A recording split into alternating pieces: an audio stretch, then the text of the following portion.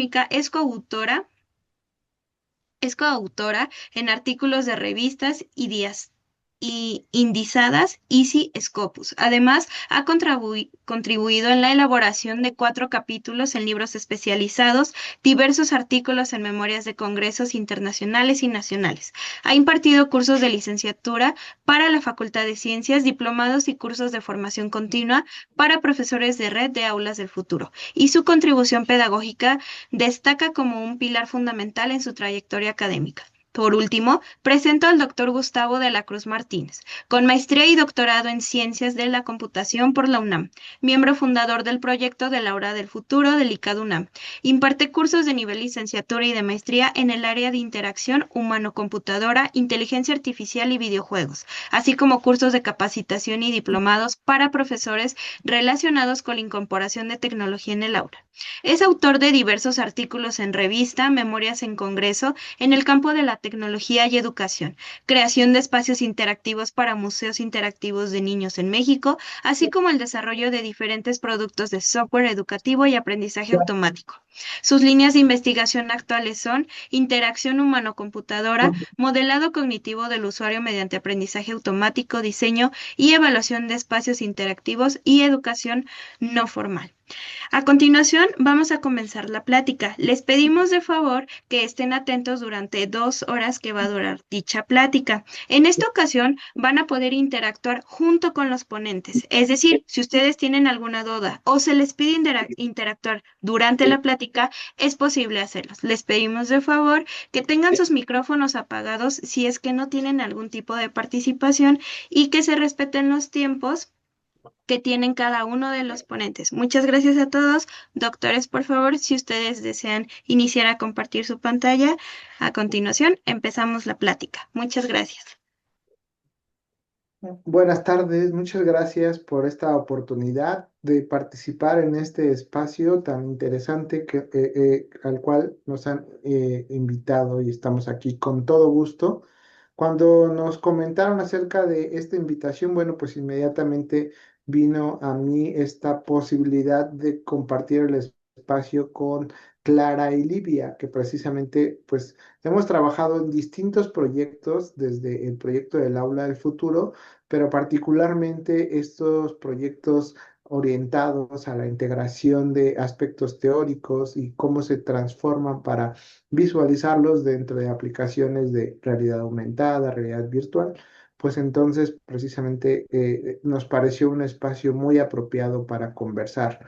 Por eso le denominamos a la charla de la teoría a la realidad aumentada, porque el punto central para nosotros es cómo podemos, a partir de estos fenómenos de interés para los docentes, crear una experiencia inmersiva que pudiera ser de interés para los estudiantes. De esta manera, entonces, estaremos hablando un poco de cómo nosotros visualizamos el desarrollo de este tipo de aplicaciones, integrando pues estos 3 enfoques que conversaremos, de los que estaremos conversando el día de hoy. Entonces, bueno, pues antes que nada, pues para poder empezar, bueno, y como bien lo dijo Taira, pues estaremos atentos a sus comentarios, ya sea a través del micrófono, a través de el chat, y yo le estaré aquí pasando sus comentarios a nuestras participantes, a mis compañeras. Entonces, bueno, regresando al punto.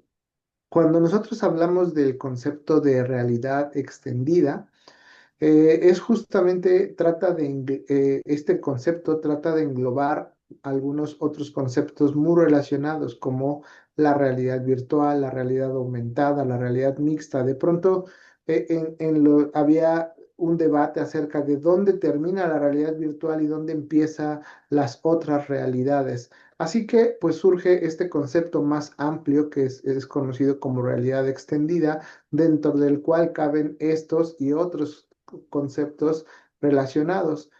Para nosotros, a lo largo de esta charla, pues estaremos entendiendo como realidad virtual aquellos entornos que son completamente generados por la computadora y que el usuario puede interactuar a través de dispositivos que le permiten estar inmerso. En el caso de la realidad aumentada, pues el punto central es que hay información digital que se superpone sobre el mundo real. Entonces, los usuarios, los estudiantes, profesores, pueden entonces interactuar ya sea a través de los medios digital o a través de los objetos reales. Y entonces, precisamente aquí es donde empezaba a surgir esta distinción de, bueno, esto no, cuando ya permitimos esta interacción con los objetos, ya se transforma en realidad mixta. Bueno, pues no, sin ánimo de entrar a una discusión sobre definiciones, pues justamente muchos autores identifican la realidad mixta donde podemos interactuar con estos objetos reales y digitales en tiempo real. Y entonces este concepto pues podría estar muy cercano a cualquiera de los dos que previamente mencionamos. Entonces, bueno, pues aquí es donde bajo este contexto es que se estará desenvolviendo nuestra charla. Y entonces, ¿por qué bajo esta visión que ahora estaremos comentando, por qué puede ser interesante para la enseñanza de la ciencia? Pues ya Clara presentará algunos ejemplos más específicos, pero sí nos gustaría hacer hincapié en esta primera diapositiva, que el punto central es que nos permite visualizar aquellos aspectos que parecieran invisibles, aquellos elementos como las fuerzas, los vectores, energía y otras variables que no son tan fácilmente visibles, variables abstractas, fenómenos que de pronto son complicados de observar en la realidad, pues a través de estas experiencias inmersivas cobran vida y podemos interactuar. Por eso entonces el elemento central aquí, otro de los elementos centrales es la manipulación de estos fenómenos. Y aquí, pues como seguramente ustedes ya lo han explorado en simulaciones, precisamente las ventajas de manipular estos fenómenos en condiciones ideales, pues nos permite hacer observaciones puntuales, ¿no? Experimentos sin fricción, ángulos extremos, entornos que en la realidad pudieran parecer imposibles, pues estas tecnologías como la realidad aumentada, pues nos permiten trabajar y explorarlo.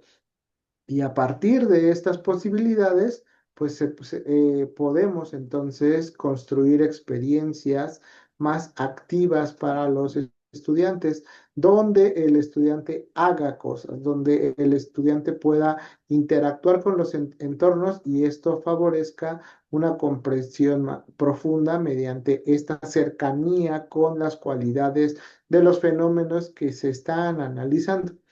Entonces, desde nuestra perspectiva, pues para que estas experiencias inmersivas sean interactivas, pues justamente esperamos que el comportamiento sea científicamente apropiado.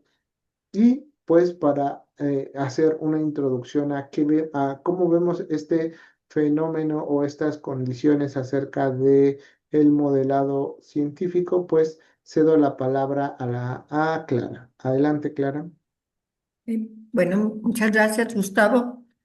Profesores, pues también me da mucho gusto estar aquí con ustedes. Y para iniciar mi pequeña plática, quisiera que me dijeran ustedes quiénes han observado directamente un electrón, la energía potencial, las reacciones metabólicas. Estoy abierta a que me comenten algo al respecto.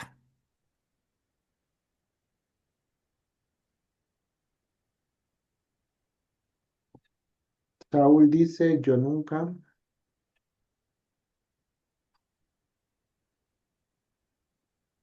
Rafael por el chat también dice, no, nunca.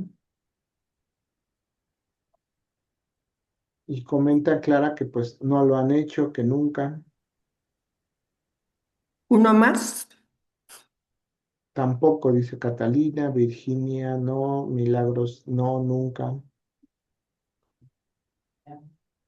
Bueno, profesores, y al igual que ustedes, yo tampoco nunca los he observado directamente y sin embargo, como docente, me enfrento cotidianamente como profesora de química en su momento, o de física o de biología, a explicarlos. Entonces, nosotros como docentes nos enfrentamos muy frecuentemente a la invisibilidad de los fenómenos científicos que debemos explicar, a nuestra imposibilidad sensorial de observar numerosos y muy diversos objetos, fenómenos, sentimientos, procesos, pensamientos, etcétera. ¿Esto qué consecuencias didácticas tiene? Pues que con mucha frecuencia la modalidad de explicación que en ocasiones empleamos produce que nuestros alumnos memoricen, repitan información, con lo cual los orientamos hacia el aprendizaje pasivo.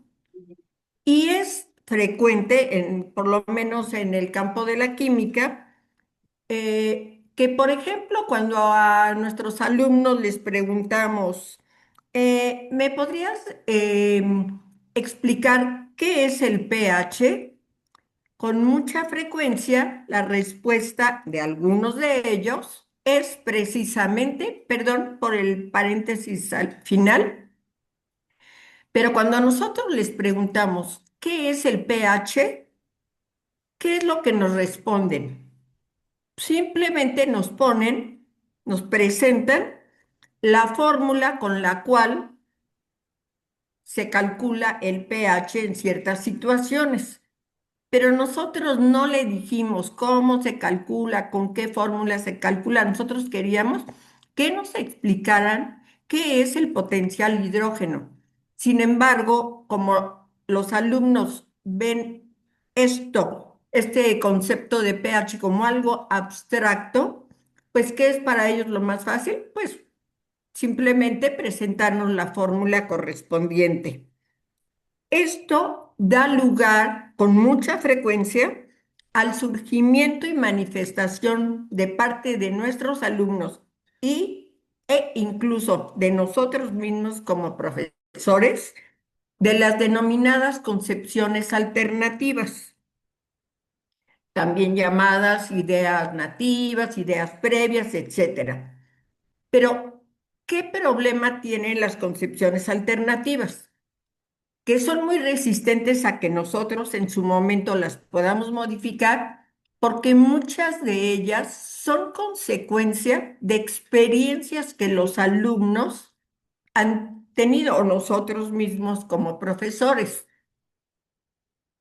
Y entonces nos enfrentamos a situaciones como es un caso clásico, el de la dualidad ácido-base.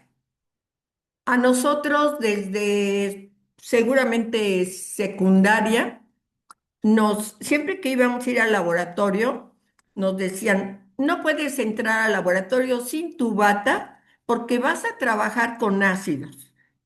Intuitivamente nosotros decíamos, pues los ácidos son peligrosos. Y además íbamos al laboratorio a los estantes y veíamos ahí los frascos del ácido sulfúrico, nítrico, clorhídrico. En muchos casos los veíamos ahí con una calaverita o con un logo de peligro, pero nunca les aclaramos a los alumnos que, por ejemplo, nuestra conocidísima aspirina, que es ácido acetil salicílico, nosotros con mucha frecuencia la consumimos y sin embargo, claro, todo con medida, pero no nos hemos muerto por tomar una pastilla de ácido, perdón, de aspirina, una píldora. O bien nosotros, nuestro organismo, pues lo sabemos, está constituido, inclusive es una identidad nuestra, el ADN, el ácido desoxirribonucleico. Y así hay innumerables ejemplos, pero esos usualmente no los mencionamos, sino en muchos casos les hacemos que el alumno permanezca con esas ideas de la peligrosidad del ácido. Pero luego vamos al libro y por ahí nos mencionan, los ácidos y las bases son opuestos. Ah, entonces los ácidos son peligrosos. Eso quiere decir que las bases son benéficas.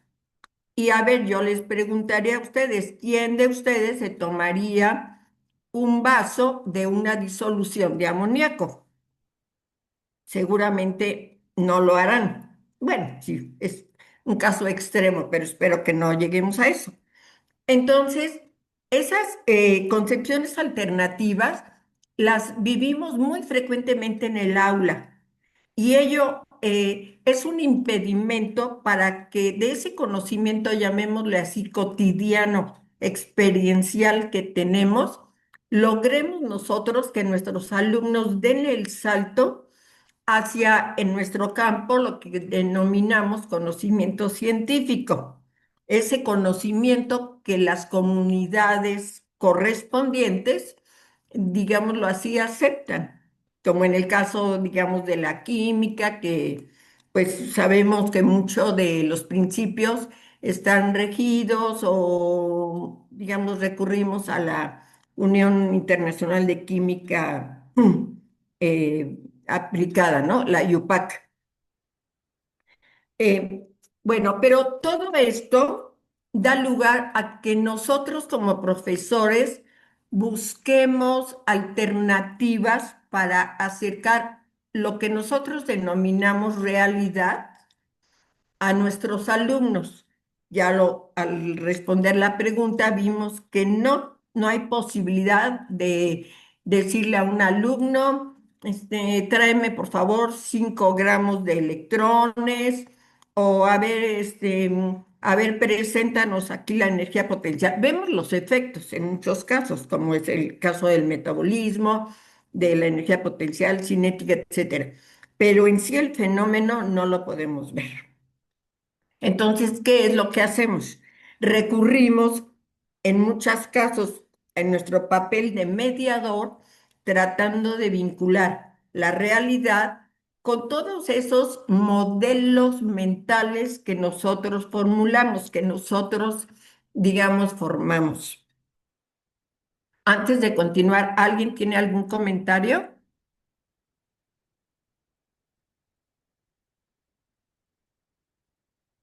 ¿No? Bueno.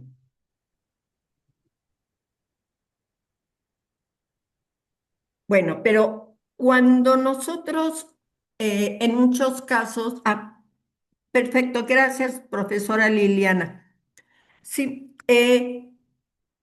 seguramente, aunque ustedes muy probablemente serán más jóvenes que yo, pero seguramente recordaremos cuando en primaria, secundaria, en la escuela nos pedían, por ejemplo, elaborar alguna maqueta de, de alguna fábrica, de algún jardín, etcétera, algún parque. También nos presentaban los profesores diagramas, esquemas, ¿sí? Por favor, la siguiente, esta es por ejemplo, díganme cuántos de nosotros tendremos oportunidad de ir a una planta atómica, ¿no? Tenemos aquí en México la de Laguna Verde y yo quisiera saber cuántos de nosotros la hemos visitado. ¿Sí? No es usual. Entonces, ¿qué es lo que hacemos en muchos casos? Pues elaborar una maqueta o recurrir a ellas, o bien, como en la siguiente diapositiva, vamos a ver que, pues a través de diagramas de flujo, de esquemas, en muchos casos explicamos procesos, como en este caso, que es el correspondiente al proceso de Haber-Bosch, gracias al cual, a partir del aire, se obtiene bueno, se lleva a cabo la síntesis del amoníaco, ¿sí? Entonces, para nosotros es muy útil, en lugar de estar nada más hablando, mediante un diagrama, sobre todo como este, ¿no? Que tiene, digámoslo así, un poco más de presentación de colores, de todo, nos es mucho más fácil ir explicando algún determinado proceso. Pero algo muy importante, nosotros no podemos elegir aleatoriamente una representación de lo que queremos explicar. Tenemos que tomar en cuenta el contexto en el cual vamos a llevar a cabo nuestro proceso de enseñanza. ¿Por qué? Porque tenemos que tomar en cuenta la edad de los alumnos, bueno, no tanto nada más la edad, sino cuál es la etapa de desarrollo cognitivo, si recordamos a Piaget, en qué etapa están los alumnos en su mayoría, si son de primaria, de secundaria, de bachillerato o aún de licenciatura y posgrado.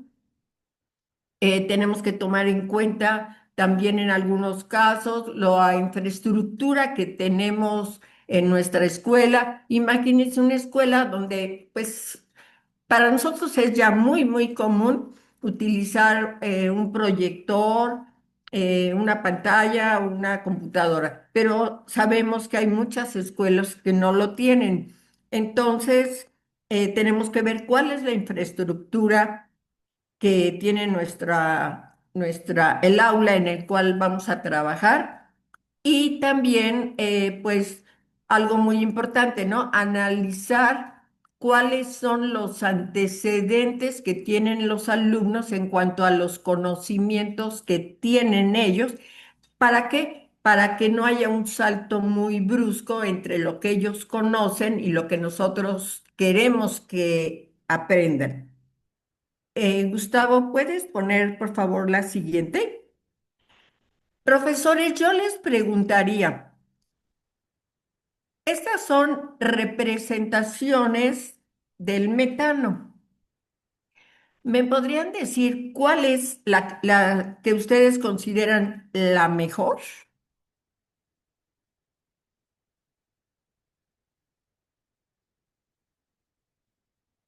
¿Alguien me puede decir cuál es la mejor representación del metano?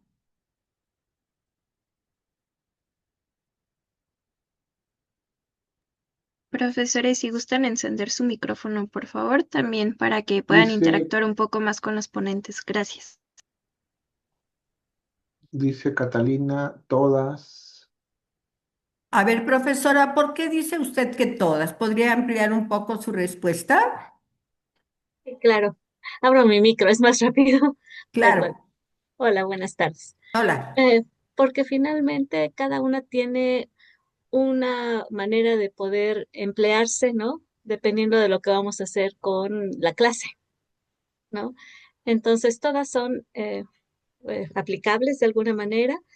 Algunas nos apoyan hasta en la parte tridimensional, lo cual también es bueno cuando queremos ver esta representación, porque a veces todos nos quedamos en plano y no vemos, ¿no?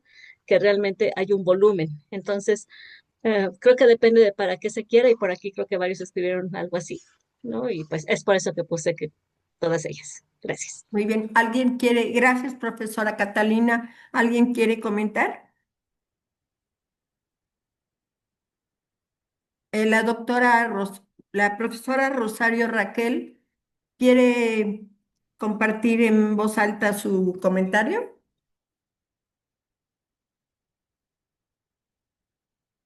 Sí, sí me escuchan. Sí, perfecto.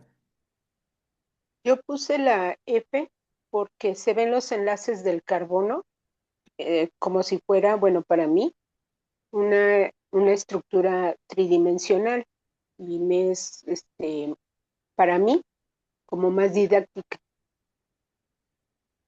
Independientemente del nivel de sus alumnos. Bueno, me refiero a los alumnos de quinto año, eh, que sería como lo más cercano para que ellos vean, pues, como no vemos mucha química en quinto año, sino hasta el último tercio del ciclo escolar, pues esa molécula pues me parece adecuado como para que ellos vean que pues esa molécula puede verse, bueno, sus enlaces hacia adelante, hacia atrás, hacia arriba, hacia abajo. Por eso la escogí. Muy bien.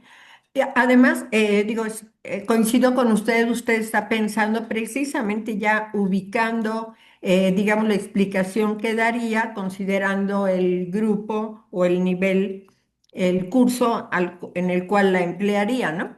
Digamos, no me está diciendo Así, usted que esa la emplearía para primaria. sí, no, para quinto año de bachillerato y en biología, no en química, en biología. Claro, y estará usted de acuerdo conmigo, seguramente, y eso espero, que por ejemplo, en secundaria, si quisiéramos presentar una ecuación para balancearla, pues creo que esa representación del metano que iría unida a la representación de los otros reactivos y productos sería muy complicada, ¿no? Así es, utilizaría la A. Es que estoy desde mi celular, pero Sí. utilizaría la A. Ujú, sí, Muy bien, entonces lo concluimos, digamos, que es muy importante considerar el contexto en el cual vamos a hacer uso de una representación para que nos sea útil.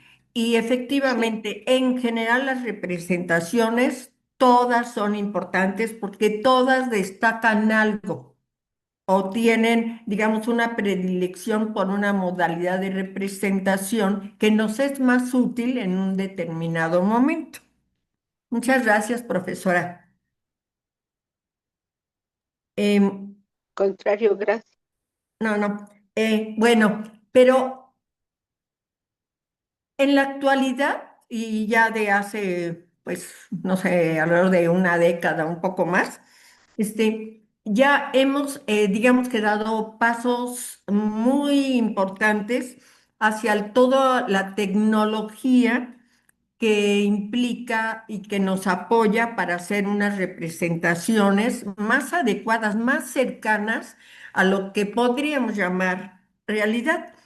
Y seguramente los del campo de la química, de la física, conocen, por ejemplo, mucho el uso de los simuladores FET. De uno de ellos es el de la universidad, uno de ellos son los de la Universidad de Colorado, que pues no son de muchísima utilidad para, sobre todo para aquellas aulas, escuelas, instituciones donde no hay laboratorios de química, de física, y nos permiten un acercamiento a ciertos procesos o fenómenos que suceden, digámoslo así, en la naturaleza y que son muy complicados representar.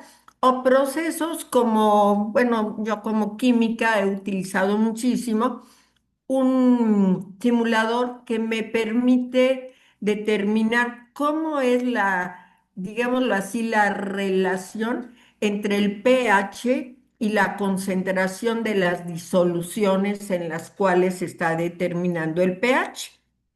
Y entonces, pues con los alumnos podemos trabajar con ellos. Claro, ahí necesitamos esta aplicación.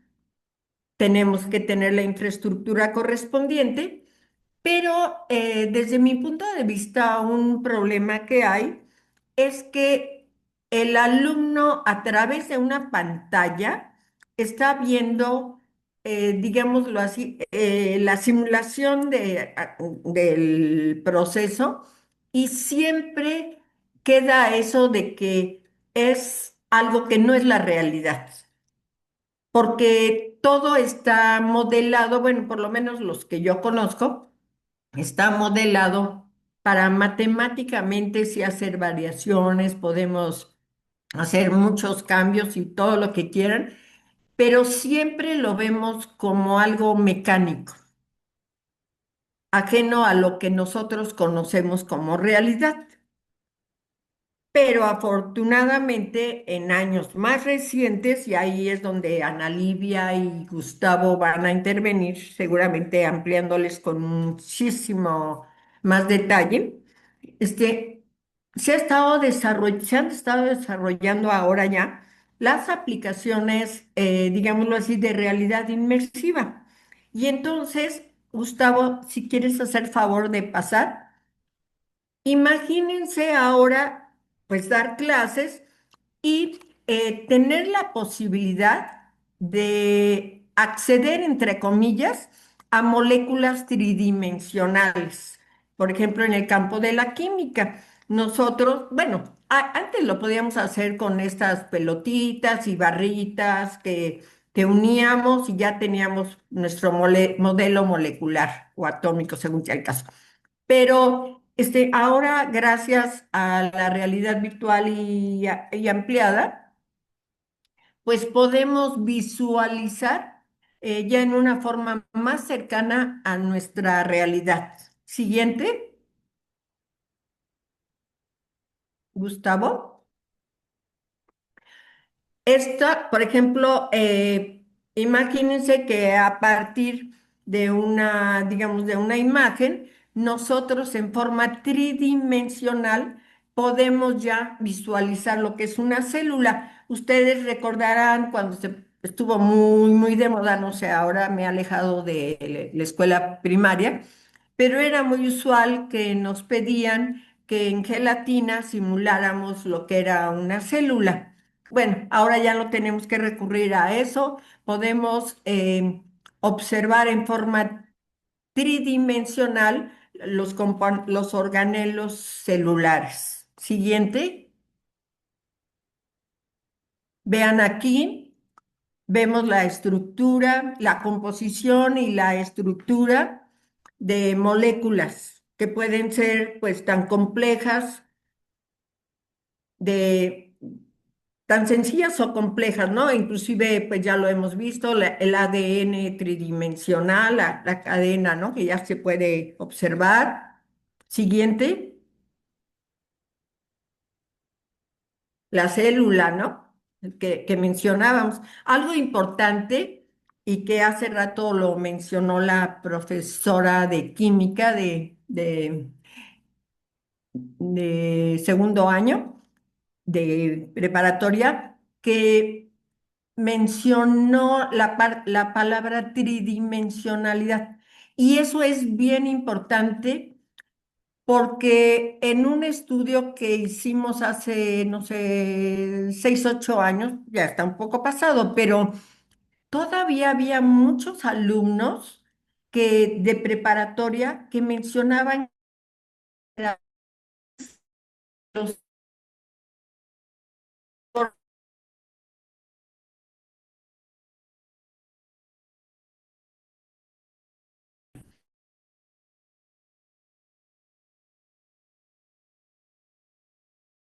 tengan un acercamiento hacia el volumen que tienen los cuerpos, los objetos, pues es yo creo que un avance muy importante. Siguiente,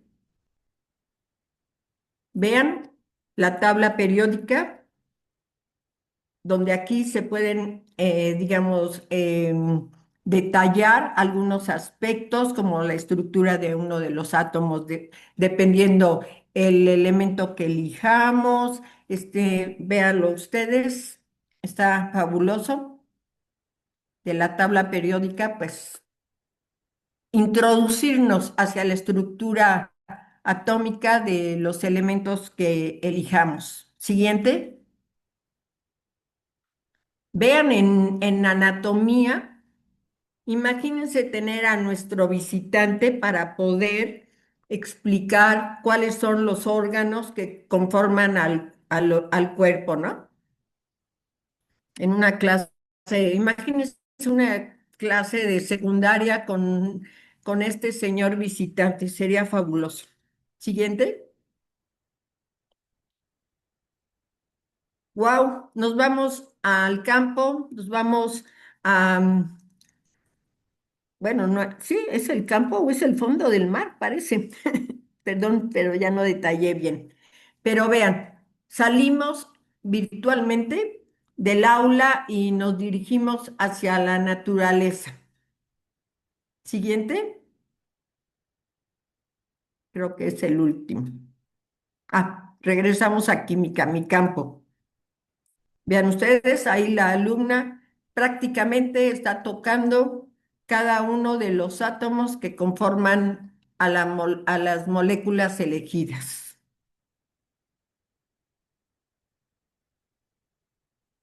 En el campo de la electricidad, de la física, también podemos simular circuitos electrónicos o diferentes componentes, ¿no? En astronomía, imagínense, ahí tenemos el sistema solar, están algunos planetas, el Sol, y sin salir de nuestra aula. Siguiente, creo que fue la última. Muy bien. Bueno, profesores, pues espero que esta pequeña introducción les haya sido interesante y pues les cedo la palabra ahora a Gustavo o a Ana Livia. Muchas gracias. Adelante, Livia.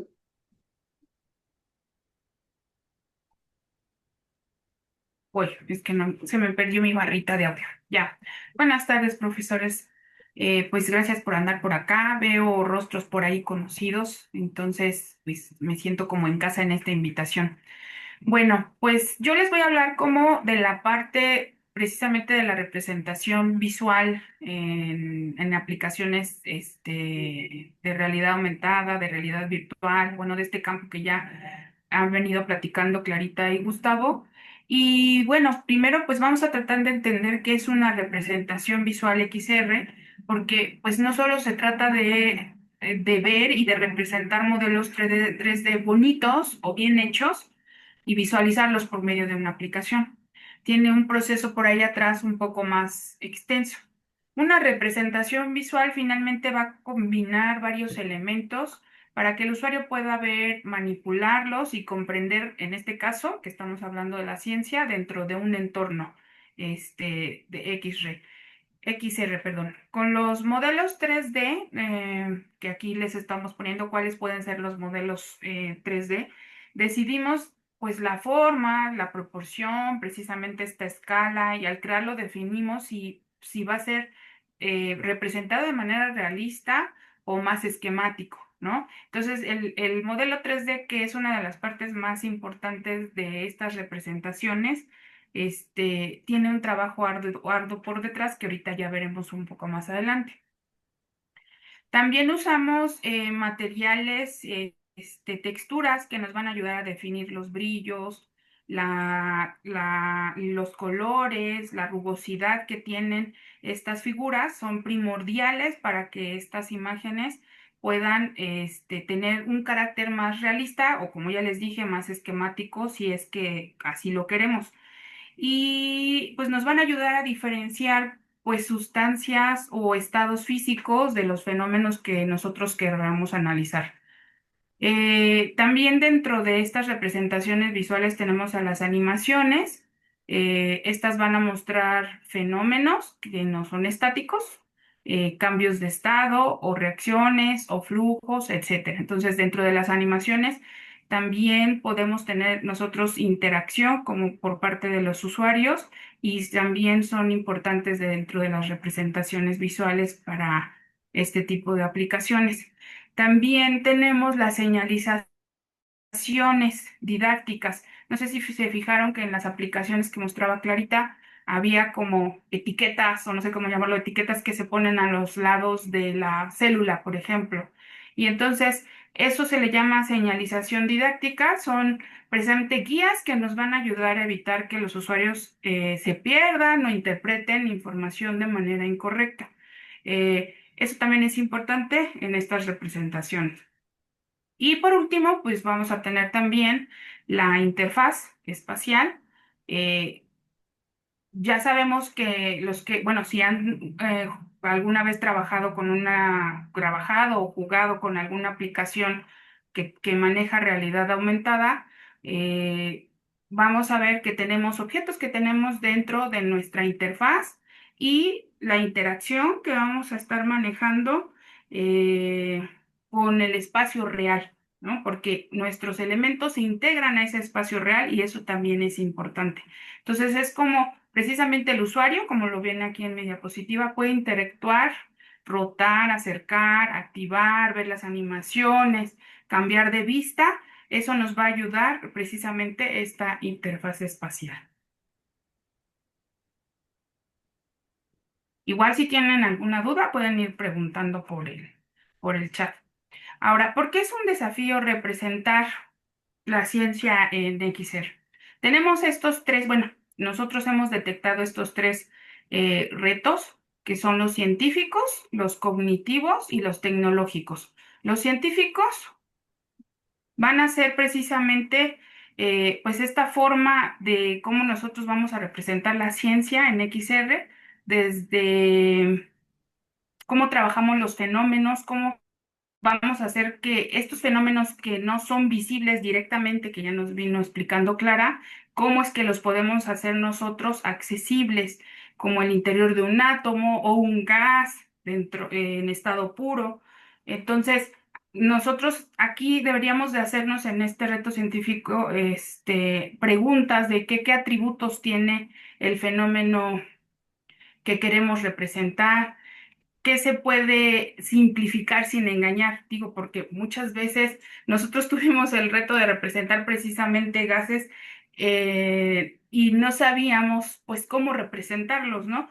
Y no se trata de engañar, sino más bien ver cuál es la manera más realista o esquemática que nosotros podamos mostrarle a nuestro usuario. Eh, y bueno, uno de estos casos, como ya les dije, pues el helio, ¿no? Pues, ahora sí que es un gas y podemos nosotros imaginarnos cómo puede ser, pero también tendríamos nosotros la tarea de investigar cómo es que se puede llegar a representar ese gas. Y con eso nosotros vamos a tener a representarlos de una manera abstracta, pero didáctica. Ujú. También tenemos, en cuanto al reto cognitivo, nos interesa saber cómo es que los usuarios van a interpretar lo que están viendo.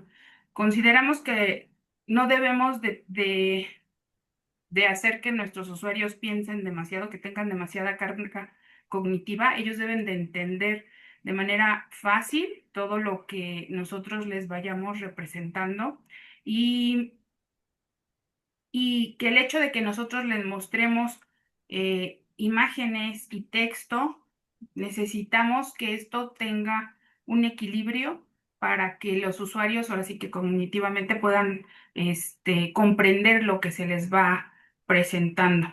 Todo esto nos va a ayudar precisamente a evitar interpretaciones erróneas pues, del fenómeno.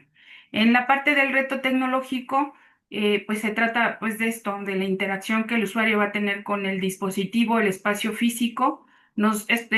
Estamos así que obligados a investigar precisamente, a pensar cómo es que esta interacción debe darse para que sea de la manera más natural, que los usuarios comprendan la espacialidad. Digo, ahora con estas aplicaciones donde se ponen estas gafas de realidad virtual, eh, necesitamos estudiar bien el fenómeno que queremos mostrar para que ellos no se mareen, que puedan trabajar con la aplicación y que todos estos elementos que se les van mostrando puedan pues verse de manera equilibrada dentro de esa espacialidad y que tengan mucha calidad visual para que puedan tener las condiciones idóneas de lo que se está representando y ellos lo puedan entender.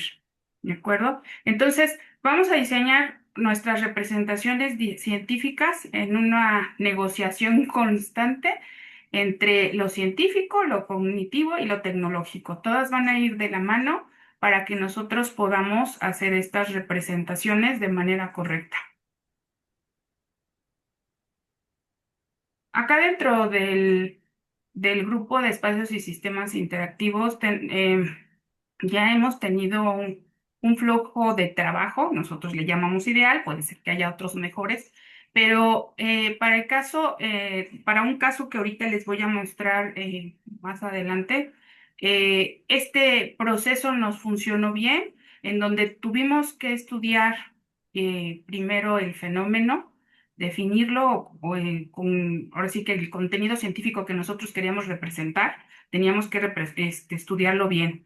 Tuvimos que decidir qué tan realista o esquemática iba a ser precisamente esta representación visual y eso es el nivel de fidelidad que iba a tener con lo real. Tuvimos una investigación disciplinar, consultar fuentes, trabajar con expertos para asegurar este rigor científico del que hemos venido hablando. En la parte del diseño visual, pues como todo lo anterior se traduce en bocetos, diagramas y ya soluciones visuales. Ya luego viene la parte del modelado, aplicación de texturas con materiales adecuados. Después viene la integración ¿cómo se llama? En el software que se haya elegido para trabajar, hacer pruebas con ver qué mejoras se le pueden hacer. Y bueno, lo principal es que este flujo que nosotros aquí estamos mencionando no es lineal, es cíclico porque las pruebas y la retroalimentación nos van cambiando, y esto hace que el ciclo sea un poquito largo, pero nos hace que el producto pues sea más adecuado. Bueno. A continuación, aquí ahorita les voy a mostrar, esta aplicación también ya tiene rato que nosotros la hicimos. Seguramente algunos de los profesores ya la han visto. Es una aplicación que trata precisamente de los elementos de la tabla periódica. Nosotros lo que queríamos, pues, representar era principalmente eso, o sea, los elementos químicos en 3D que como no los vemos, o sea, hay algunos que son muy problemáticos como de poderlos ver cómo se encuentran en el estado natural. Entonces, esta aplicación permite ver algunos elementos, no están todos, pero sí la mayoría, y se trabajó bajo este proceso que les hemos venido diciendo. Esta aplicación tuvo varios retos, o sea, pues primero teníamos que recurrir a fotografías reales del elemento puro en su estado natural, revisar texturas, formas y ver cómo todo eso requería pues un criterio científico. Entonces, para ello nosotros pues primero hicimos una investigación del objeto real.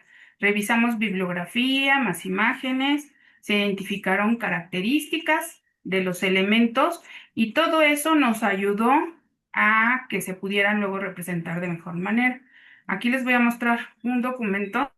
Este es uno de los documentos iniciales que se trabajaron para primero determinar los elementos que íbamos a trabajar, su símbolo, o más adelante van a ver por qué está todo eso, masa atómica, la descripción del elemento, los usos y aplicaciones que se le dan a ese elemento, y también venían enlaces donde nosotros podíamos ver de manera física, o bueno, de los que se podían, porque por ejemplo aquí está cómo es que ese elemento estaba representado, ¿no?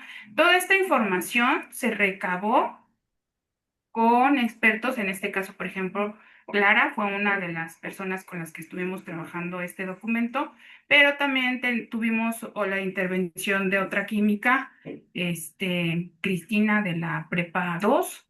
Ella estuvo revisando también mucho esta información.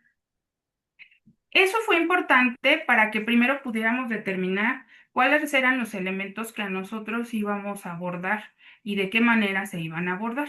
Ujú. Como paso 2, pues teníamos precisamente la validación. Una vez que nosotros ya teníamos la información de los elementos que se iban a hacer, el siguiente paso era buscar imágenes de referencia que nos sirvieran para que nosotros pudiéramos determinar cómo iban a ser la textura de esos modelos 3D que ya se vienen mencionando. O sea, Clarita ya les menciona ahorita que no es lo mismo ver los elementos en plano que verlos en 3D. Y nosotros aquí decidimos que se iban a trabajar estos modelos en 3D, y para ello teníamos que hacer, pues, texturas lo más parecidas perdón, al elemento que se venía manejando. Aquí también les presento un documento en donde se ponían las texturas que se iban realizando, que fueran lo más parecido para poder representar, les digo, a ese elemento. Nos ponían aquí ya un resumen de cómo era el elemento. Por ejemplo, aquí metal plateado y brillante, y así con todos. Aquí que tenemos creo que clarita, ¿qué es? El bismuto, el bi- No le alcanzo a ver bien. Ana Livia, quisiera mencionar que una dificultad que se tenía, que se tuvo, y es que una gran cantidad de metales o de elementos químicos no se encuentran en la naturaleza en estado puro, sino están generalmente como minerales o mezclas de otro tipo, ¿no? Entonces pues eso también, digamos que complicó un poco toda la actividad. Sí, me complicó un poco, mucho, pero bueno, aquí entonces se iba como haciendo validación de la imagen que se iba a utilizar de referencia, la textura. Eh, y bueno, hago mucho hincapié que es importante que en este tipo de proyectos la colaboración interdisciplinaria siempre es fundamental, porque nosotros como diseñadores o los que hacían los modelos, luego decíamos, ay, pues es que así se ve bien, pero el químico nos decía, no, es que fíjate, ve cómo tiene la textura, un poco más claro, y entonces pues nos hacía batallar, pero eso hacía que precisamente que la aplicación pudiera llegar a tener ya después pues más credibilidad en cuanto a lo que se estaba mostrando. Eh, Como les digo, este es un ciclo como muy largo, pero ya aquí en la parte de prototipos, ay, me fui. Prototipos, pruebas y validación de experto, porque aquí vuelve a pasar por este proceso. Este, se fueron generando diversos modelos y variantes para poder elegir. Se probaron en estos dispositivos, en la aplicación. Se evaluó precisamente si tenían legibilidad dentro de la aplicación, cómo se veían, porque una cosa es cómo los veíamos nosotros en el software, en este caso en Maya, me parece que se hicieron, ya no recuerdo muy bien cómo se veían ahí y a cómo ya los veíamos realmente en la aplicación insertados y ver qué tanta compatibilidad técnica había, porque los modelos 3D también son muy pesados y pues había que tener sus consideraciones técnicas para que sí se pudieran visualizar en la aplicación. Y bueno, pues esto de corregir y aprobar, ¿no? Corregir y aprobar. Entonces, aquí hay otro documento en donde ya iba más ya hacia la parte final, ¿no? Entonces aquí, por ejemplo, es como este elemento se decidió representar, por ejemplo, el hidrógeno, pues era un gas incoloro. Entonces, lo que hicimos fue que se mostró como si estuviera dentro de este matraz, Clarita, ¿sí? Sí, me atrasa el Enmeyer. Ajá. Y pues básicamente es transparente, ¿no? Pero si nosotros revisáramos algo, a ver si ahorita vemos otro por ahí de color, El cloro, el por cloro. Bueno, ejemplo, ¿no? por ejemplo, este es el litio, ¿no? Al final, el litio cómo quedó, el boro. Hay algunos que tienen como más, o sea, fueron como más certeros, ¿no? Hay algunos que a lo mejor todavía necesitaban un poco más de trabajo, pero hay algunos como que fueron un poquito más certeros para poderlos representar. El nitrógeno, el oxígeno casi fueron, aquí está, el flúor, ¿no, Clarita? Por ejemplo que es un gas pálido amarillo, y pues la forma decimos que se nos ocurrió porque tratamos de hacerlo en esferas, o sea, lo tratamos de poner hasta como disuelto así como partículas y pues no nos agradaba.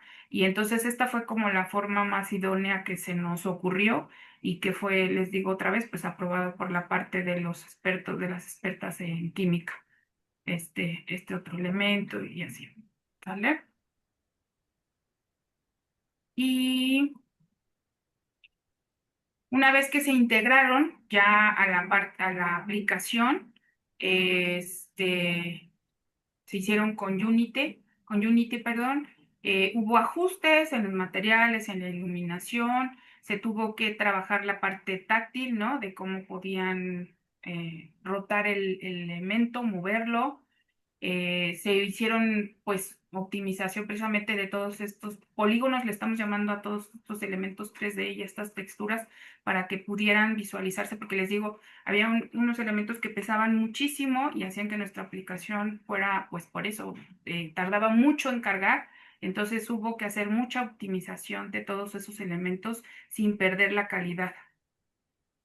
Hicimos pruebas de usabilidad, son pruebas que sirven para que nosotros sepamos qué tan fácil es de usar la aplicación, sus elementos, todo lo que nosotros propusimos dentro de la aplicación, con usuarios reales. En este caso, como les decíamos, esta aplicación fue para alumnos de bachillerato de la UNAM. Se hizo la prueba con alumnos de bachillerato y en la prueba resultó positivo. La forma en que interactuaron los chicos fue como muy natural y salió bien calificada la aplicación. Al final, la aplicación cuenta con 118 tarjetas que corresponden cada una a los elementos químicos de la tabla periódica, una tarjeta de usos y aplicaciones y una tarjeta de ubicación de la tabla periódica. Ahorita les voy a poner un video de cómo funciona al final, pero la idea era que teníamos una ficha, una tarjeta del elemento, y si utilizábamos esa tarjeta con esta de usos y aplicaciones, nos mostraba pues eso, los usos que tenía cada uno. Si poníamos la tarjeta de ubicación en la tabla periódica, nos mostraba la ubicación de ese elemento en la tabla periódica. Les voy a poner un video. No tiene audio, por si quieren comentar algo o preguntar algo. Yo mientras pues les voy diciendo lo que va sucediendo. Aquí lo que estamos viendo es la tarjeta del oro. Podemos seleccionar el número atómico. Acá ya seleccionó la masa atómica. Si se fijan acá en la tarjeta no están esos datos porque pues de eso se trata, de que los alumnos vayan aprendiendo también. Aquí presionó el botón del modelo. Después presiona precisamente el elemento ya, como estos modelos 3D que les estamos diciendo, cómo podíamos verlos, interactuar con él para observarlo desde diferentes ángulos. Y ahora va precisamente a interactuar con otra tarjeta. Esta es la de oro y le va a poner la tarjeta de usos y aplicaciones del oro. Y pues de la tabla periódica, perdón, de la tabla periódica, y pues ahí les muestra.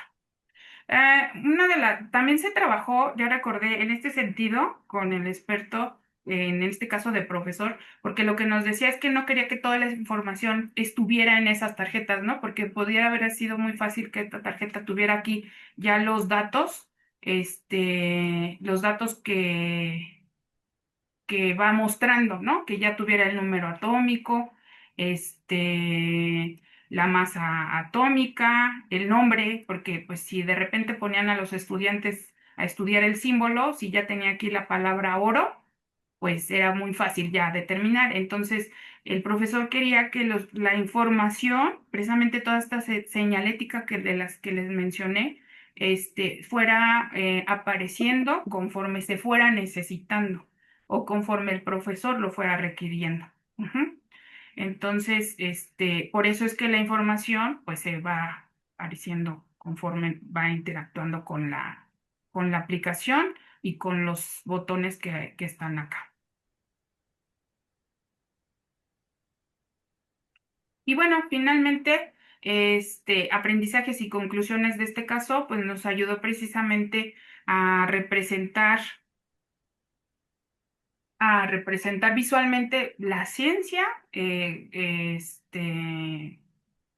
y decir que requiere de decisiones informadas. Como ya les dijimos, se hizo una investigación que sí tuvo mucho tiempo dentro del proyecto, pero que creemos que fue tiempo bien invertido porque se pudieron crear elementos pues lo más cercano posibles a los reales.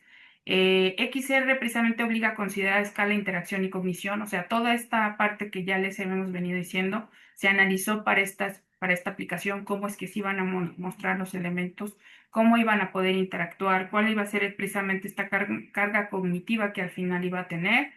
Es indispensable que tengamos la validación disciplinar, ¿no? De todos los campos. Aquí ahorita estamos hablando de los químicos, pero también de la parte tecnológica había muchos procesos de validación. Ya les dijimos también que hicimos evaluaciones con usuarios.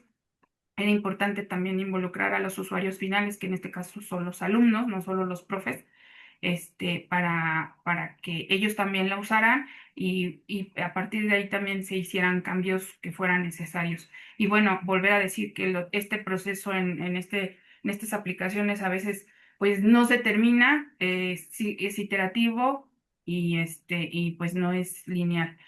Y y que pues nosotros debemos de tratar de lograr un equilibrio para lograr que esta fidelidad científica, cognitiva y técnica pues pueda ser adecuada para que puedan los usuarios usar las aplicaciones de la mejor manera.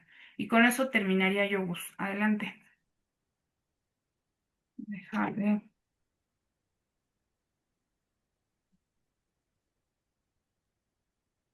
Gracias, Livia. Bueno, entonces, justamente esto, pues como lo hemos visto, parte desde esta intención del docente, digamos, Clara en este caso, que tiene esta necesidad de querer comunicar y trabajar con sus estudiantes la exploración de algún fenómeno que para ella es de interés.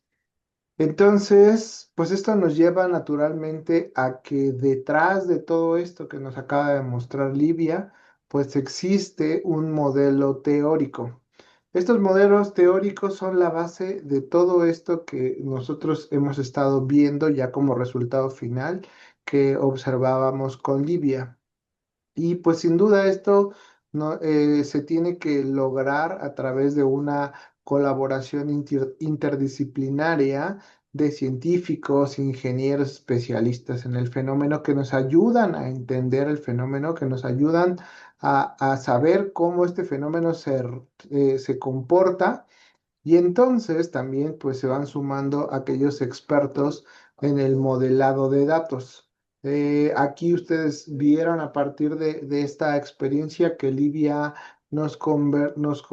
compartió, pues justamente todas estas etapas donde se iban analizando las propuestas visuales de los elementos. Entonces, justo allí son importantes estos aspectos. Pero además también es muy relevante la participación de los docentes que conocen estas dificultades de los estudiantes. Aquí, por ejemplo, decía decía Livia respecto a las necesidades del profesor. ¿Por qué no ponerle toda la información de cada uno de los elementos? Clara, ¿nos puedes comentar un poco por qué no era tan importante o no era el requerimiento inicial que toda la información apareciera como aparece a lo mejor en la tabla periódica? Sí, considero que si hubiéramos, digamos, le hubiéramos comentado a Ana Livia, que encabezaba en gran parte este proyecto, que ya se tuvieran todos los datos correspondientes a cada uno de los elementos, habríamos caído en lo que yo originalmente mencioné, de que realmente los conduciríamos hacia el aprendizaje memorístico. Se perdería mucho esa parte de la reflexión que debe de tener el alumno hacia qué datos requiere para considerar una respuesta adecuada. Y pues creo que eso es bien importante, ¿no?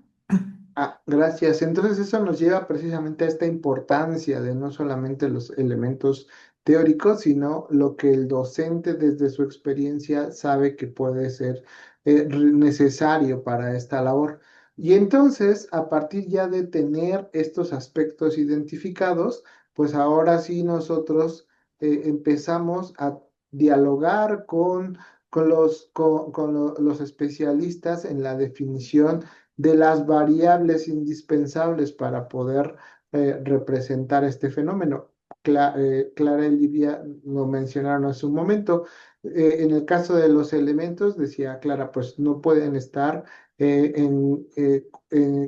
como un elemento puro, pero necesitábamos hacer una representación o una aproximación de cómo se vería si fuera puro. Entonces, bueno, allí fue una discusión interesante donde Clara decía, no, es que esto no lo van a encontrar, pero Olivia discutía al respecto de, pues, que necesitábamos representarlo y si no, necesitábamos más variables para poder representar, en este caso, al elemento. Y eso nos lleva entonces a hacer algunos supuestos sobre lo que queremos representar, decir, bueno, cedamos un poco en los aspectos de la fidelidad de la realidad, por eso nos decía Clara, lo que nosotros entendemos por realidad, entonces se cede un poco en algunas de estas variables que no se van a representar y entonces hacemos algunos supuestos y eso pues nos lleva a poder identificar el modelo matemático que pueda describir lo que nos interesa. En este video que Livia nos mostraba y esta parte del sistema, pues solo vimos la exploración de los elementos de la tabla periódica, pero había otro proyecto donde se observaban cómo se generaban los compuestos. Entonces allí era una segunda parte de este mismo proyecto. Entonces eso nos llevaba a considerar estos tres aspectos que aparecen en la parte inferior de la diapositiva. Por un lado, el modelo idealizado, este modelo que nosotros construimos del fenómeno científico, y cómo entonces ese modelo lo debemos de transformar a un modelo realista que pueda funcionar dentro de el dispositivo que vamos a usar, una tableta, un teléfono, los visores de realidad virtual, y entonces empezar a considerar aspectos manipulables. Ya nos decía Lidia acerca de los aspectos que se agregan como elementos de interacción en el entorno virtual con el cual nosotros estaremos interactuando con el objeto, particularmente pensando en una aplicación orientada a estudiantes, pues lo que le brindará este control. Y entonces, bueno, pues ahí, como vieron, se van tomando ciertas decisiones. Entonces, en esta primera etapa, pues hay que trabajar de manera ardua desde el lado de la ciencia, desde el lado de entender el fenómeno que a nosotros nos interesa, para que podamos ahora pasar a esta parte de donde Gustavo, necesitamos. Sí, claro, Gustavo, perdón, ¿puedo interrumpir? por supuesto. Sí, puedes regresar a sí, eh, aquí quisiera yo mencionar mucho el peligro que se tiene de que cuando se trabaja un modelo teórico sin considerar la realidad, se puede caer en errores. Por ejemplo, el cobre con el ácido clorhídrico no reacciona en condiciones normales. Sin embargo, pues se podría hacer un modelo en el cual sí suceda esa reacción.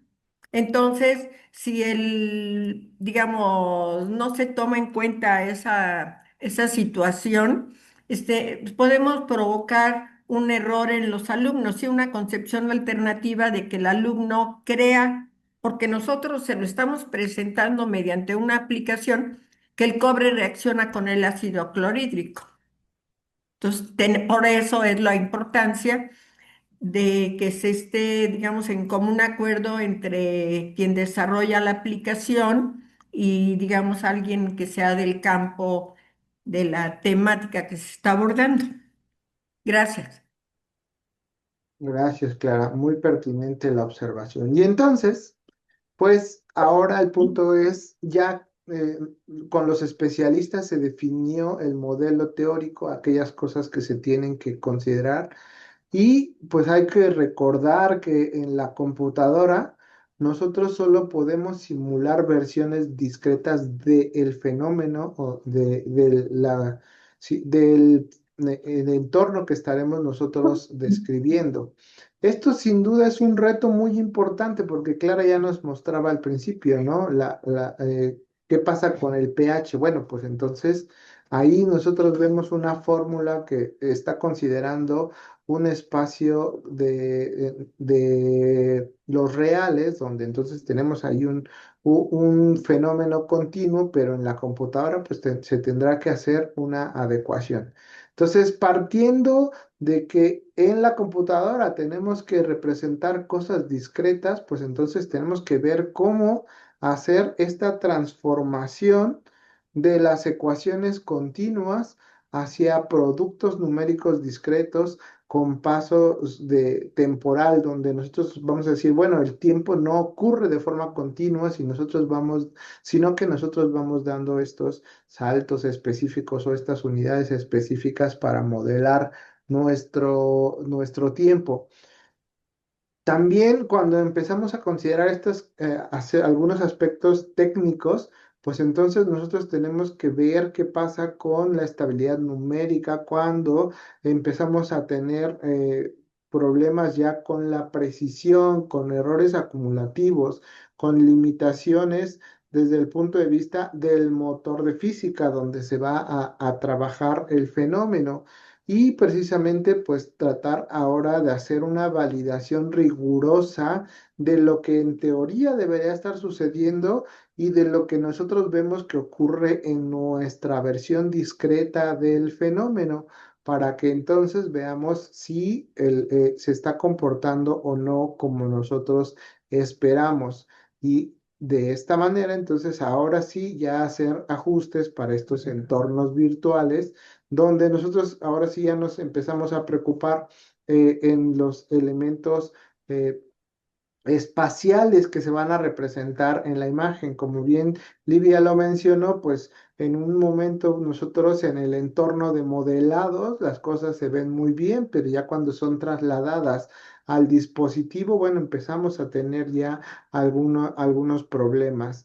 Entonces ahí hay que empezar a hacer ajustes, suavizado de curvas, compensación visual de los errores, porque como decíamos, tenemos un fenómeno continuo que ahora se vuelve discreto en la computadora y entonces ya la manera en que ocurre de manera visual, pues probablemente ya no sea tan realista como nosotros queremos. Entonces, aquí es donde esta negociación es constante, donde tuvimos que estar dialogando continuamente con Clarita para decirle, no, es que esa fidelidad que tú estás pidiendo no es posible porque el procesador de la tableta no logra hacer no logra simular ese fenómeno como tú lo quisieras en el mundo ideal. Entonces, hay que valorar estos aspectos técnicos para poder lograr algo que sea real, que pueda ser funcional en el entorno para el cual estamos nosotros trabajando. Entonces, aquí es donde se da un gran salto de esto que teníamos en la realidad y entonces los aspectos que realmente podemos representar en la computadora. No es lo mismo el fenómeno que pueda ser representado en una computadora con muchos recursos computacionales a lo que nosotros quisiéramos ver en un dispositivo móvil que a lo mejor tiene recursos limitados. Entonces, bueno, ahí tenemos que seguir dialogando y en negociación constante en este proceso iterativo que Livia nos comentaba. Eh, ya que entonces tenemos un modelo computacional que pudiera parecer suficientemente adecuado para modelar las propiedades del fenómeno que nos interesa, pues entra el diseño de la interacción en el entorno educativo. No solo vamos a hacer la simulación numérica, que habrá, por ejemplo, un área de las ciencias muy especializada en modelación numérica de estos fenómenos, donde lo que nos interesa es darle una serie de parámetros, dejar que las supercomputadoras trabajen y después de algunas horas, de algunos días, regresamos a ver el resultado.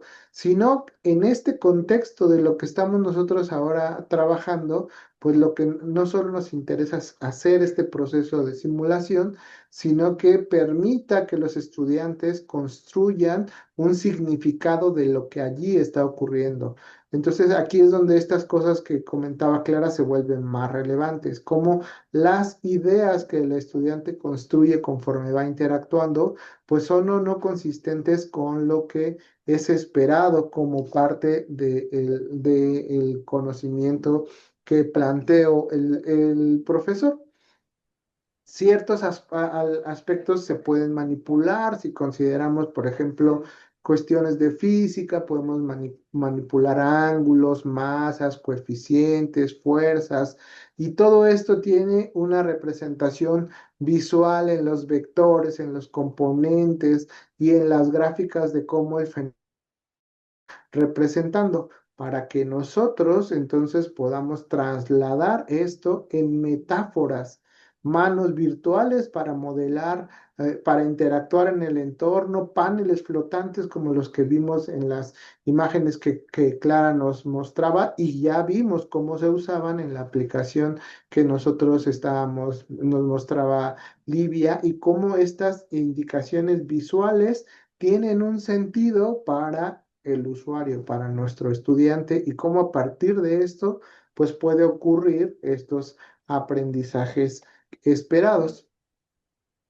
Ya cuando nos vamos a la etapa de implementación, pues Livia lo comentaba, se elige la plataforma. Habrá algunas de estas plataformas que sean más adecuadas que otras.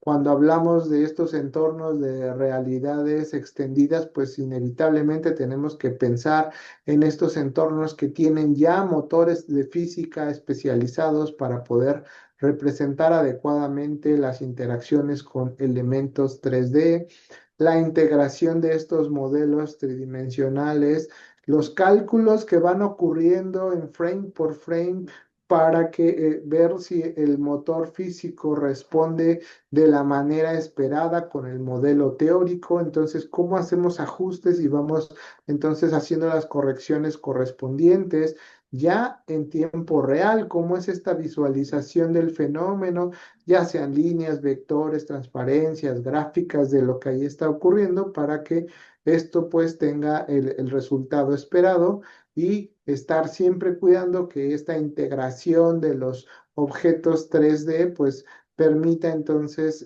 optimizar los recursos del dispositivo. Insistiremos mucho en este sentido, en que los recursos de los dispositivos serán siempre limitados, entonces ahí hay que hacer lo mejor posible con lo que el dispositivo nos pueda proporcionar, estar jugando con los parámetros de rendimiento de los visores de realidad virtual, y entonces estar haciendo pruebas constantes, como lo mostraba Livia, en este proceso donde sí harán pruebas el equipo de desarrollo, pero también son fundamentales las pruebas, en este caso con los estudiantes, para que podamos ver cómo lo están usando, cómo están interpretando la imagen que nosotros les estamos compartiendo. Y una vez que ya pudiéramos tener estos elementos, pues finalmente pensar en los aspectos de validación, tanto los aspectos de validación científica, es decir, cómo comparamos lo que el modelo logra representar con nuestras predicciones teóricas, revisar con los especialistas, ver si lo que ocurre en estos entornos virtuales, pues es lo que se espera. Verificaremos la precisión y entonces podemos pasar a una validación pedagógica, donde otra vez el docente nos ayuda de manera importante, donde trabajamos con ellos, donde el docente entonces nos puede generar una serie de preguntas sobre si hay una mejora en la comprensión, si le ayuda a formular hipótesis más completas. No hay una sobrecarga cognitiva por tantos elementos virtuales con los cuales ahora tiene que interactuar y aprender a interactuar en estos entornos.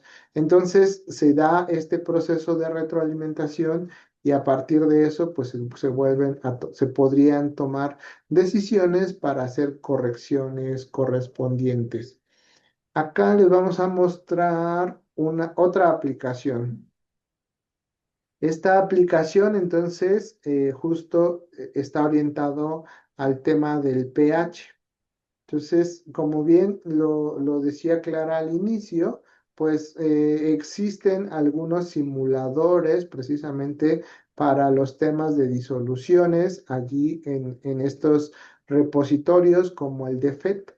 Entonces, precisamente allí está este simulador que funciona bastante bien, que de acuerdo con los comentarios, pues varios profesores lo han usado de una manera bastante interesante, pero la teoría dice que, los análisis teóricos del uso de los sensores, digo, de los simuladores, dice que cuando nosotros usamos simuladores únicamente para explorar algunos de estos conceptos, pues faltan algunos desarrollos de las habilidades de los estudiantes, como en este caso para el uso del equipo de laboratorio.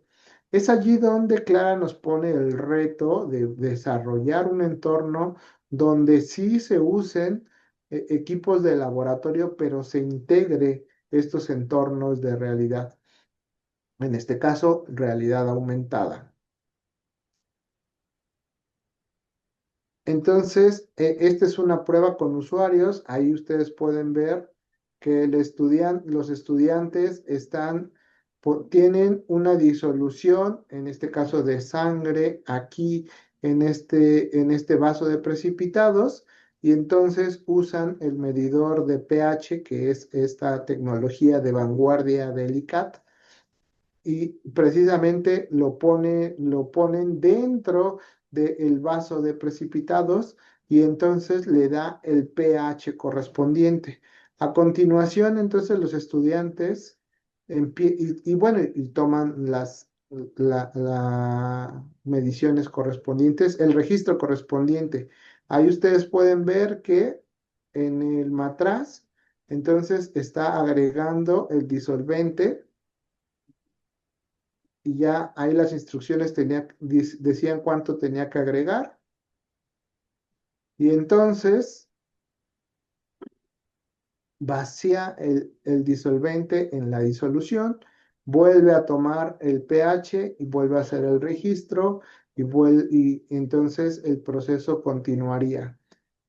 Como ustedes pueden ver, decía yo, aquí usamos nuestro medidor de pH de alta tecnología, un palito de paleta con una etiqueta de papel que es la marca que están usando los chicos, un matraz, que en este caso, como en el video, está totalmente vacío, pero que tiene esta marca con las cuales los chicos interactúan.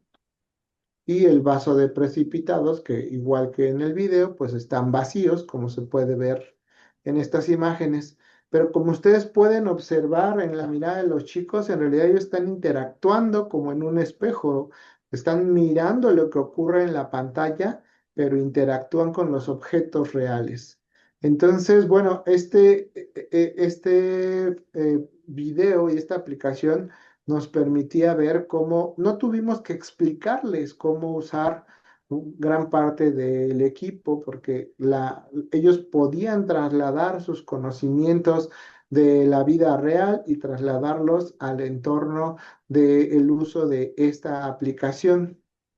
Y entonces ellos pudieron muy fácilmente aprender a usar la aplicación sin una explicación profunda de cómo utilizarla. Aquí el reto de nuestra aplicación o del reto de nuestra prueba era que ellos lograran usar esta aplicación prácticamente sin ayuda.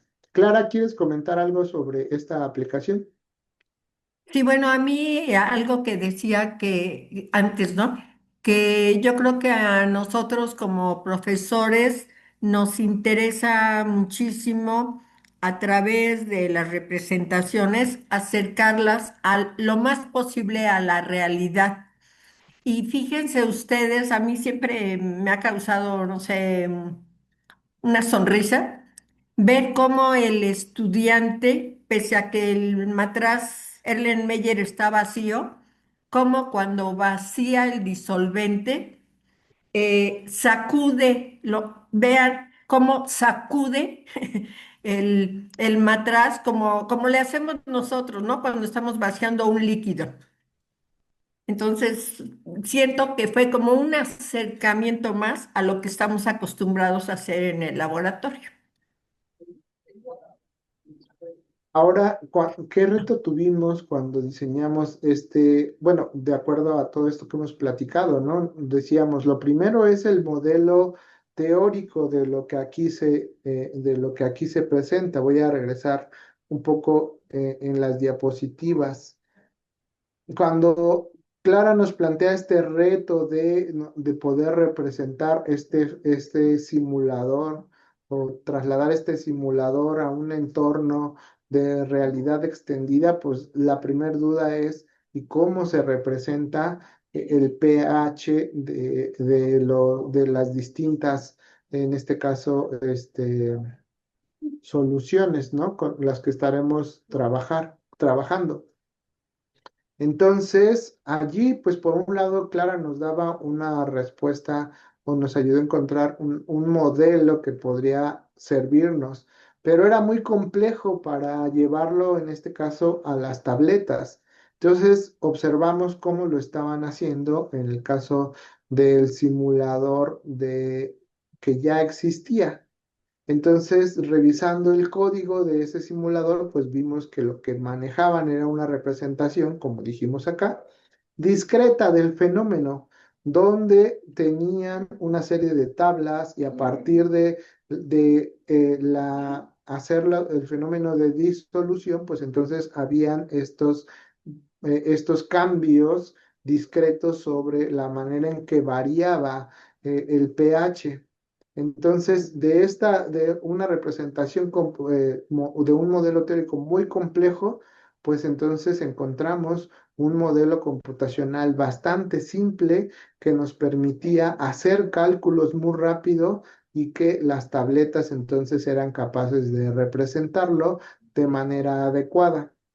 Entonces, eso ya nos permitió construir un modelo computacional capaz de ejecutarse en tabletas con muy pocos recursos. Se hicieron estas pruebas para ver cómo ocurría, cómo iba variando el pH con las distintas sustancias y pues trabajándolo y discutiéndolo con Clara, pues llegamos a que nos daba una representación lo suficientemente adecuada.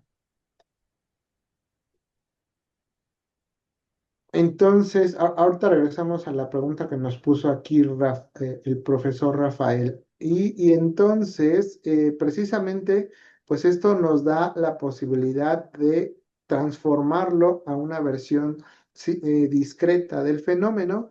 Y entonces, ahora sí, el reto era, bueno, pues, ¿qué pasa con la interacción? Y aquí fue donde tratamos de aprovechar los elementos tangibles, que en este caso era el matraz, los vasos precipitados, y el reto era cómo diseñamos algo para medir el pH. Ya Clara nos dice, bueno, pues en el laboratorio se hace de cierta forma.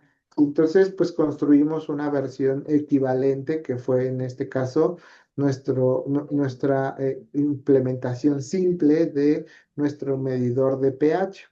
Entonces, ya teniendo estos elementos, pues ya habíamos venido trabajando con las tecnologías de Unity, empezamos a hacer pruebas y entonces ahí funcionaba bien. Donde empezamos otra vez a encontrar algunas diferencias con el resultado esperado, en este caso por la especialista, era cuando se hace el vaciado de un recipiente a otro. Precisamente ustedes van a observar que cuando agrega agua en el matraz, no hay un aumento continuo del agua, sino que va dando algunos saltos en la cantidad. Ahí se alcanzó a notar más el pequeño saltito que se da. Entonces igual le quita un poco y da un pequeño salto, no hay como un fluido. Y ahí es donde es mucho más evidente, ¿no? Entonces, no se ve que un contenido de un líquido vaya hacia el otro. Clarita justamente nos decía, es que estaría bien que se lograra ese efecto. Pues sí estaría bien, pero computacionalmente era algo muy costoso. Simular el flujo, en este caso de los líquidos de uno a otro, era algo que las tabletas en su momento no eran capaces de poder procesar. Ay, perdón, perdón, perdón. Ya me equivoqué, ya no sé qué hice. Entonces, eso justo nos llevaba a este dilema de negociar con nuestro usuario para poder decir, bueno, pues eso no se puede modelar tan fielmente como Clara lo hubiera preferido, pero bueno, ella al final se queda con el resultado de que estas interacciones podrían ser lo suficientemente adecuadas para el caso de lo que nosotros estábamos buscando. Entonces, ahora sí que ahorita acá en el chat nos ponen sobre qué experiencias puedes compartir de la diferencia de aprendizajes con simuladores y con laboratorios reales. ¿Cuáles son Eh, los retos pendientes? bueno, al respecto quisiera comentarles una experiencia que en lo particular tuvimos Gustavo y yo, trabajando con un profesor en el Instituto Lux de León, Guanajuato, hace alrededor de 8 o 10 años, en el cual precisamente sobre esta misma temática tuvimos una experiencia de que los alumnos de, del instituto eh, llevaron a cabo una actividad experimental comparando, digámoslo así, bueno, no comparando, sino analizando cómo era la variación de la concentración o en su caso del pH conforme variaba la concentración. Y fue muy interesante porque ellos en el laboratorio pues hicieron los registros correspondientes, prepararon los reactivos, trabajaron con materiales cotidianos, refrescos, sangre, creo, orina, etcétera. Pero hicieron las mediciones correspondientes del pH, las diluciones, y después Gustavo les podría ampliar un poco más al respecto, pero se trabajó precisamente ya desde el punto de vista tecnológico. Y entonces fue sumamente interesante porque al acabar, digamos, al tener los resultados de la actividad experimental y luego de haber trabajado con el simulador, hubo una sesión de debate donde se les solicitó a los alumnos que ellos dijeran qué ventajas y desventajas habían, digamos, advertido trabajando activamente en el laboratorio y luego con el simulador. Y fue muy interesante porque algo que resaltó mucho fue la repetibilidad que podían hacer ellos conforme querían comprobar un dato, lo cual por cuestiones de tiempo y sobre todo en la actualidad, por cuestión económica, no es posible estar repitiendo un experimento las veces que uno quiera, sobre todo pues a nivel, digamos, de preparatoria, secundaria, que lo que implicaría, ¿no? Entonces fue una actividad muy interesante y se vio que las dos tienen sus ventajas y sus desventajas, ¿no? Pero, pues, por ejemplo, el Instituto LUC, pues es un instituto con recursos económicos adecuados, donde, entre comillas, se pueden dar el lujo de tener un laboratorio bien equipado, donde pueden repetir, quizá no 10 veces, pero 2, 3 veces un experimento. Pero lo sabemos que, pues, en la misma UNAM se nos limita mucho el acceso a reactivos, ¿no? No sé si quieras eh, eh, ampliar esto, Gustavo? Sí, creo que con este tipo de experiencias queda muy claro lo que dice, lo que luego encontramos en la literatura, ¿no? Como esta posibilidad que ofrecen los simuladores de probar continuamente, pues facilita esta exploración independiente de los estudiantes, porque a lo mejor de la otra manera, pues es un proceso más guiado y con menos posibilidades de repetición. Y justo lo que se vuelve interesante de esto, lo que otro aspecto interesante que obtenemos de estas interacciones con objetos tangibles es que se atiende esta problemática respecto a que no se desarrollan las habilidades sobre el uso de los equipos de laboratorio. O sea, no es lo mismo usar los elementos virtuales que están ustedes viendo que los elementos reales, pero entonces ya hay una mayor cercanía a ese uso. Entonces pudiera ser interesante permitir que este tipo de prácticas, pues entonces favorezcan que en otros entornos donde no se cuenten con material, pues a lo mejor con vasos de precipitado impresos en papel o matraces, pues también pueda llevarse esta experiencia. Entonces, bueno, eso fue algo que en aquel momento lo comentamos y lo dejamos como una idea de trabajo a futuro, ¿no? Lograr tener un laboratorio basado en tecnología de realidad aumentada, como esta que estamos viendo, que pudiera ser entonces más general, no solo para este caso de las disoluciones. Entonces, allí yo creo que hay reto de seguir explorando estas ideas para hacer que estos entornos de laboratorio pues pudieran llevarse hacia otros escenarios. También el reto estaba con lo que decía Clara en la parte tecnológica. Entonces también las tabletas, pues no todos van a tener acceso a una tableta y también entonces ahí hay que buscar un balance, cómo hacemos que la aplicación funcione bien, pero que no requiera tantos recursos.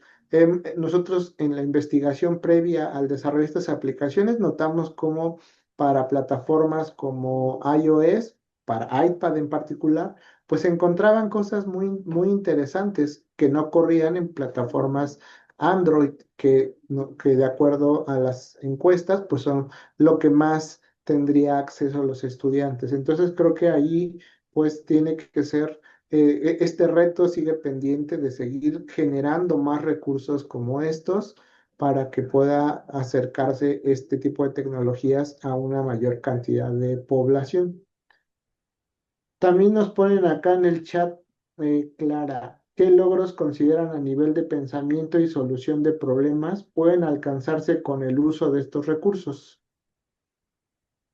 Que es un poco lo que comentabas, ¿no? No sé si quieras profundizar un poco más sobre la repetibilidad y el análisis que lograron los alumnos.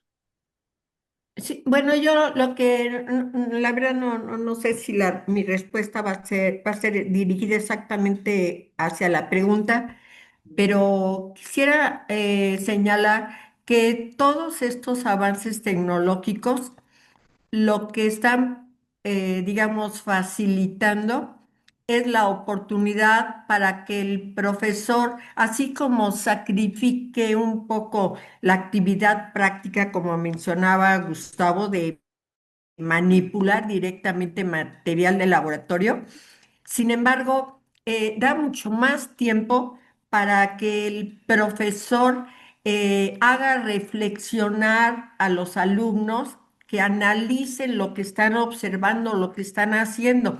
Estamos muy acostumbrados a los reportes de laboratorio, o estábamos, a los reportes de laboratorio, donde se daban datos, pero usualmente las conclusiones, las reflexiones finales eran muy pobres. Ahora se puede dedicar más tiempo precisamente a ver, a discutir los resultados. Sabemos que en muchos casos tenemos actividades de laboratorio de 50 minutos, quizá 2 horas continuas, pero muchas veces por la cantidad de alumnos que tenemos, no tenemos posibilidad de discutir con ellos los resultados. Entonces, creo que esa es una gran ventaja aun cuando, repito, se sacrifica hasta cierto punto la manipulación de material, de equipo, de laboratorio. Yo agregaría que, como bien lo mencionan, los mismos estudiantes mencionaron esta posibilidad de poder discutir cosas después de la sesión, ¿no? Las conclusiones, que precisamente, o sea, no es solo la percepción del profesor, también fue la percepción de los estudiantes, que precisamente decían, pues con estas posibilidades de haber explorado más, pues ya pudieron tratar de discutir más y llegar a conclusiones de una manera más rápida sobre el fenómeno que ahora se está analizando. Entonces creo que pues sí sacrificas por un lado, pero como bien dijiste, pues das espacio para otro tipo de análisis. Y también nos preguntan, Clara, sobre sugerencias para aplicación en otras áreas de conocimiento y materias. Pues aquí, si me permites, Clara, Sí. comentar, es que como decía Clara y lo veíamos en la primera parte, pues cada vez hay más recursos disponibles. Entonces, bueno, creo que ahí será también cuestión de estar explorando en nuestras áreas qué es lo que podemos encontrar para ver que a partir de los recursos disponibles, pues cómo los podríamos hacer. En este caso, estos proyectos que nosotros les hemos presentado fueron desarrollados en el contexto de un proyecto PAPIME. Eso nos dio oportunidad de tener un periodo más o menos adecuado para el desarrollo de estas aplicaciones. Pero ya Livia nos mostraba, ¿no? Cómo fue un proceso largo para el desarrollo y entonces, pues sí se requirió bastante esfuerzo y por supuesto la participación de estos de estas tres puntos de vista que Lidia nos comentó, ¿no? Entonces, y aquí pues sin duda fue también la colaboración con estudiantes que son los que estuvieron apoyando en el modelado de los elementos, en la programación de los entornos. Entonces sí se requirió un trabajo intenso y hacer aplicaciones de uso específica como las que ahora mostramos, pues sí es costoso y entonces, pero se obtienen resultados interesantes. Ahora estamos pensando en explorando otro tipo de ideas donde hacemos más una aplicación de uso general de realidad aumentada, basado en marcas como las que veíamos de los elementos de la tabla periódica, donde el profesor tiene una herramienta de uso general para integrar objetos 3D y él mismo construye sus marcas. Él elige los modelos 3D que quiere utilizar y entonces eso podría facilitar de que haya una mayor aplicación hacia otras áreas. Entonces podría a lo mejor encontrar la representación, un modelo 3D y la representación de la erupción de un volcán y entonces toma ese modelo, lo integra con nuestra herramienta y entonces lo puede llevar al aula de una manera más rápida que todo el proceso de construcción de una herramienta ad hoc. Entonces yo creo que por ahí es donde pudiera también haber unas posibilidades. ¿Algo más que quieras comentar, Clara?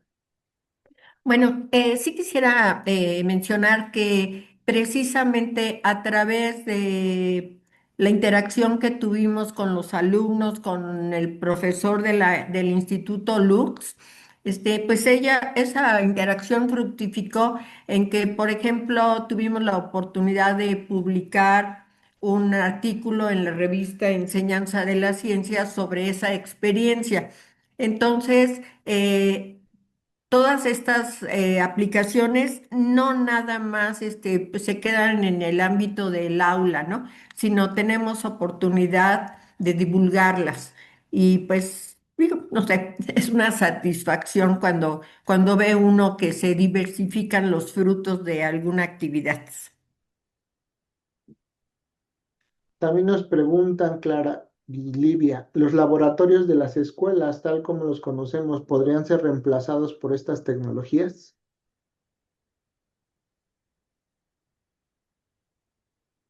Pues es que Yo ahí diría va. que no, Ah, ¿no? Yo perdón. diría que diría que se complementan muy bien.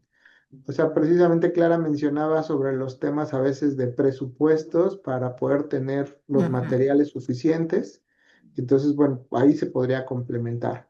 Yo hablaba de laboratorios donde no se cuentan con recursos, ahí se pueda complementar. Inclusive podemos considerar donde no se tienen laboratorios, pues ahí la tecnología puede complementarse. Pero si Clara y Olivia quieren decir algo, adelante.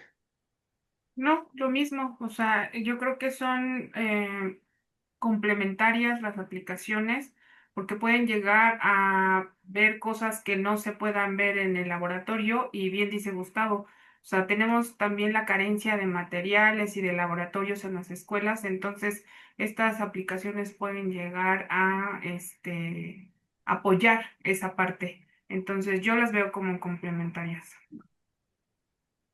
Yo quisiera también indicar que estas tecnologías, aunque inicialmente su desarrollo, su diseño, su desarrollo, evaluación, etcétera, pues sí implican un costo elevado en muchos casos.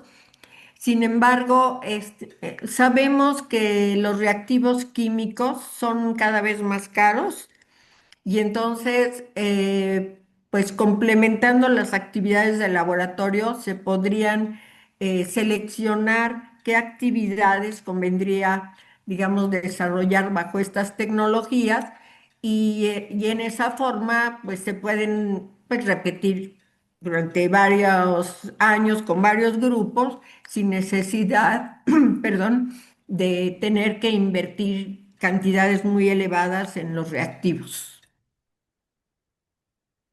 Y no tan solo, perdón, no tan solo reactivos que sean caros, sino también en muchos casos quisiéramos en el laboratorio, por ejemplo, de química, llevar a cabo alguna actividad experimental, pero la toxicidad, la peligrosidad de algunos reactivos, pues considerando que estamos trabajando con jóvenes, con niños, nos limitan de llevar a cabo esas actividades. Entonces, con esta tecnología, pues podemos subsanar eso.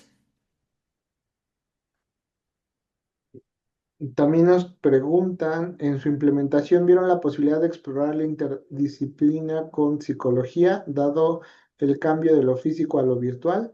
En ese momento, en esta investigación que presentamos, no se consideró ese aspecto ya por el alcance de la investigación del proyecto. Pero sí acá en el ICAT se han estado empezando a explorar otras posibilidades, principalmente de cómo cambia la interacción en un entorno real o de realidad virtual, pues puede ayudar a construir explicaciones de otros fenómenos. Entonces sí se están trabajando en otros proyectos aquí como parte del mismo ICAT del cual también me invitaron a participar, pero entonces sí da esa posibilidad de cómo se van construyendo estas representaciones que Clara nos ha mencionado.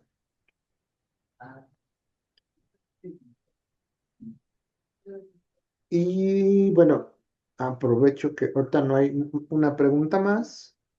Pues como lecciones aprendidas, con lo cual nos gustaría cerrar esta charla, pues hacer énfasis en que este interés de llevar de la realidad a la realidad virtual entendida de lo más amplio posible, pues comienza con ciencia, con la comprensión de los fenómenos y no solo con los modelos 3D. Entonces necesitamos siempre tener un modelo teórico correcto que le dé soporte a todas estas experiencias inmersivas que se puedan construir.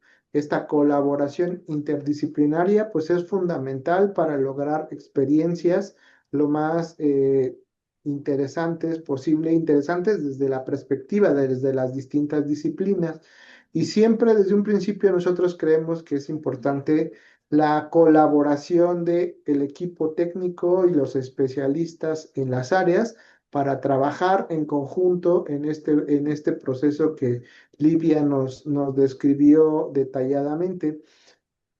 Es fundamental negociar desde la fidelidad del fenómeno que estamos representando, considerando las limitaciones computacionales y de manera fundamental, pues los aspectos pedagógicos, para que entonces nosotros pensemos siempre en un diseño cognitivo de lo que se quiere comunicar o de lo que estamos representando a través de estas experiencias inmersivas, buscando pues representaciones simples en el sentido de que representen los aspectos fundamentales del fenómeno que nos interesa, que haya una consistencia en el comportamiento de lo que estamos representando y por supuesto que esta interpretación pues ayude a alcanzar los objetivos que se espera desde la perspectiva pedagógica. Entonces, pues, no sé si Clara, Olivia quieran agregar algo más. Pues bueno, yo nada más quisiera mencionar que, pues ojalá y los profesores que nos están escuchando, pues se animen a proponer algunos proyectos, y que colaboren con el grupo, CIE, para pues en un futuro poder desarrollar aplicaciones de este tipo. Pues agradecemos mucho su atención y ha sido un gusto estar conversando con ustedes.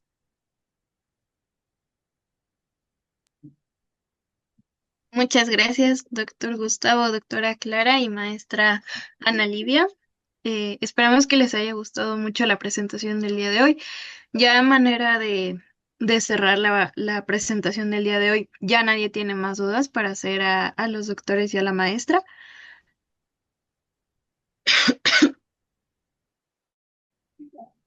Todo está en orden, todo queda claro, nadie tiene alguna pregunta, ya sea a micrófono abierto o por el chat.